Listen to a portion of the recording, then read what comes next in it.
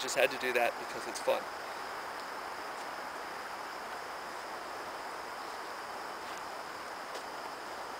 I, in the last minute or two, just went on a rant, got a little disjointed about the concept of bad language, and I mentioned that it segues into two other concepts. And I'm not sure which one I'm going to address right now. I have the Beiging of America, and I have sensitivity to the terminology surrounding race. I'll start with the more abstract of the two. I discussed how embracing the concept of the reality of bad language is a form of self-imposed social slavery of consciousness. I'm going to get into something a little more abstract that falls into that as well, that falls into the idea of conformity for the sake of not having to go untethered into that sea of independent thinking. And I think by moving away from this facet of mental slavery, I think we allow ourselves more room to think, to be creative, to be that thing from which every great idea is born, and that's be eccentric. The Beiging of America.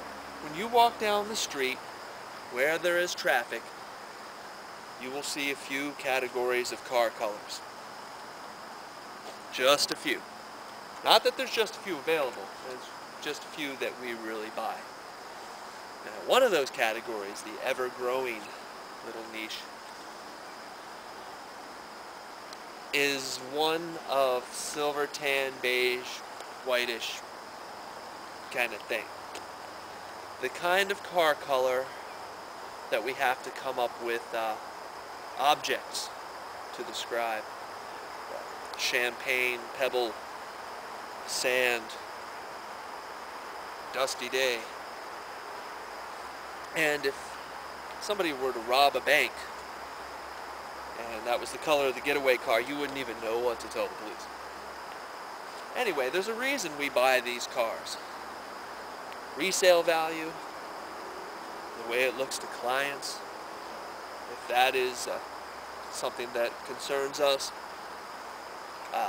Not trying to be too ostentatious. Yeah, you know, you don't want to look like you're in the midst of a midlife crisis with a bright red sports car. You don't want to look like this, you know, yellow, this is gaudy, this is whatever. And you know, there were times, oh God, there was a little stretch, you know, it's funny because there's so much conformity in the 50s of style, but they had a two-tone baby blue and pink, some crazy shit. But either way, now we dive deeper and deeper and deeper into this realm of nondescript. You're watching me on your computer right now, and I'd say there's a pretty good percentage that one of these things describes the room that you're in. Your walls, not all of you, and a lot of you are in basements and attics and stuff too.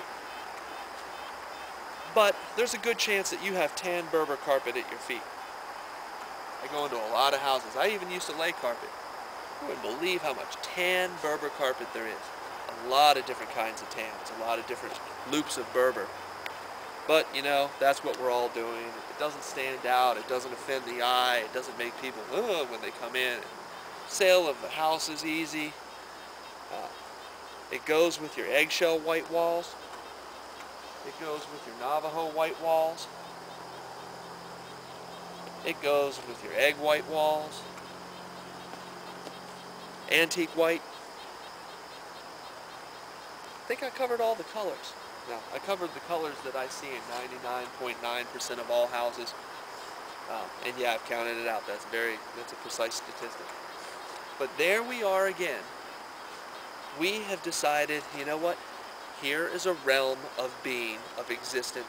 We are going to take, as we do our language, we're going to take the aesthetics of our world and environment and dull them down,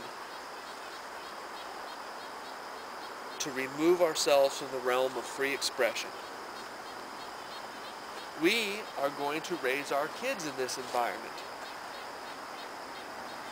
You know, when they're teenagers, they can go through their phase of black and red painted walls and all this shit, but you know what? That's just being a kid.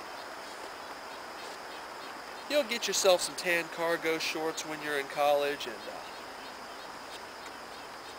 you'll wear reasonable shirts and clothes, and if you don't, you're not growing up. All these high-minded concepts of individual thinking, well, you know, that's something we focus on when we're kids and we don't have to deal with the real world. Again, bullshit.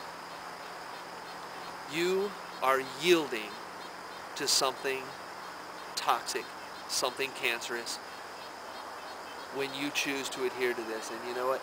You may just like, hey, you know, I just like tan. Hey, I like tan too. I have some outfits that are tan head to fucking toe. Brown, beige, whatever. I can enjoy, I like some grays.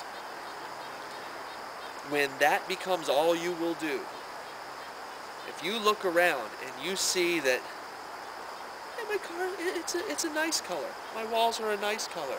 But if you can think of anything that moves you aesthetically, and it's not there in your world, it's happened to you.